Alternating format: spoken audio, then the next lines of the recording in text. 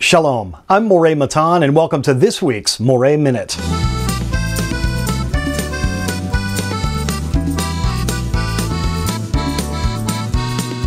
This week our Torah portion is called Shemot, which in Hebrew means names.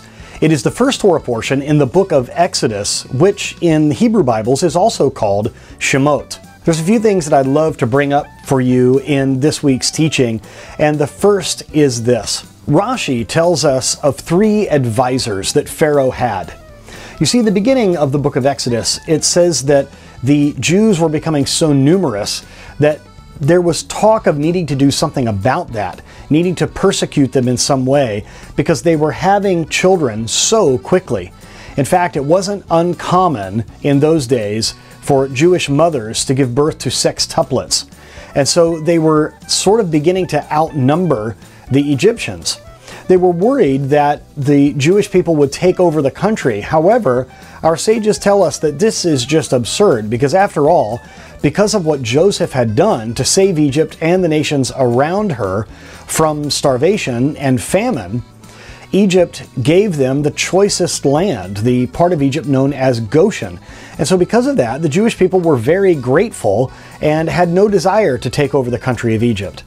But these three advisors sort of had Pharaoh's ear, and there's a difference of opinion on whether, when it says the Pharaoh arose that didn't know Joseph, there's a debate among the sages that says this is either a brand new Pharaoh that didn't know Joseph, or rather, it is the same Pharaoh, but he acted as if he never knew Joseph.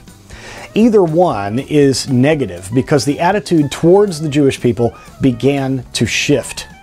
Now, these three advisors, the sages tell us, are none other than Balaam, a man named Jethro, who later becomes known as Jethro, yes, that Jethro, and Job.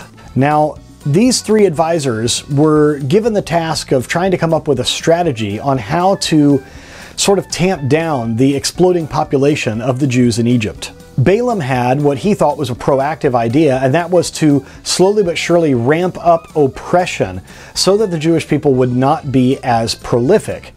Now, the man who later became known as Jethro in English, he disagreed with this plan. And Job, well, he didn't want to take sides. He was undecided. Well, Pharaoh ends up going with Balaam's plan, with Balaam's strategy of oppressing the Jewish people as a way of discouraging them from procreating. Now, Rashi tells us that because Jethro is sort of on the outs with Pharaoh at this point, he leaves and settles in Midian. And that's where he becomes the high priest. And yes, it is his daughter that actually becomes the wife of Moses.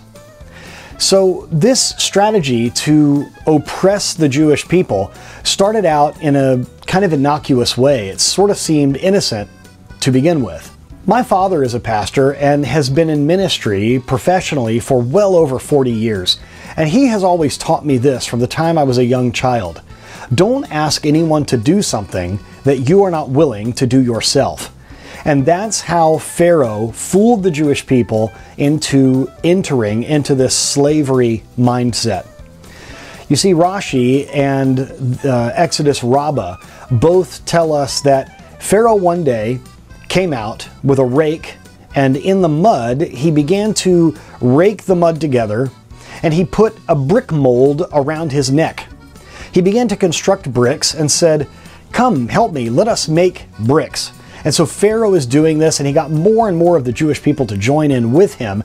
And at the end of the day, they counted up all the bricks, and he said, "Tell me how many bricks that we have all made together." And when they gave him the count, he said, "That's how many bricks I would like you to make for me each and every day." But of course, Pharaoh didn't continue doing it. He just began ordering the Jews to make these bricks. And that is how, little by little, he tricked them into slavery. Now, the sages of Israel tell us that the tribe of Levi, they were not enslaved, but also they were protected by God from entering into paganism and the leaving of the Jewish traditions. God allowed the tribe of Levi to keep the traditions going, even though the other tribes began to stop even circumcising their boys. And it was this tribe that God kept holy and separate for himself, that through them, the traditions of Israel and the study of the Torah would continue on. And as we will learn later in the story of the Exodus, the tribe of Levi did not participate in the worship of the golden calf. It's interesting to us when we learn from the rabbis of Israel about the backstories of some of the people that we have come to know later on in the Tanakh.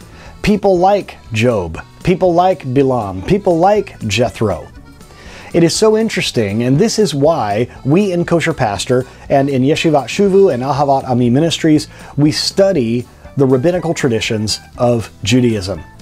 It's important to do so with not only an open mind and heart, but also to do so with critical thinking. Obviously, if something goes against the teachings of Yeshua, then we don't go with that. However, I have yet to find something in the rabbinic tradition that goes against Yeshua. A lot of people are a little worried or afraid at studying traditional Judaism or studying the rabbis of Israel, Chazal as they are called, the sages of blessed memory. But this is the way that we can truly understand the Bible in its original context.